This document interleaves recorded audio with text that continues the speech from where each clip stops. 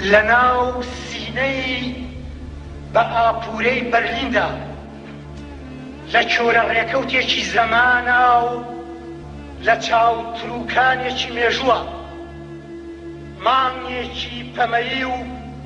چەند ئەستێرەیەکی سەوزی هاوڕێی تیرباران کران و کەوتنە خوارەوە کەوتن بەسەر چێڵگەی ئازاری کوردانە کەوتن بەسەر هەمومانە مانگێکی پەمەیی و چەند ئەستێرەیەکی سەوزی هاوڕێی لە بەرلین و لەبەر دەمگۆتەی شاعیرا کوژران لەوێ کوژران و بەڵام لە کوردستان خوێنیان لەبەر ڕۆیی لە ئێوارەیەکی دەنگوزێنی چاوشتینی ترت زێڕینە لە گەورەتەی گۆڵی جافەتی شۆڕشی نەماندا بۆ یەکەم جار لەوێ و لە سێبەی ئازادیەکی باڵابەرزە کاکە سادقی شەرەفکەندی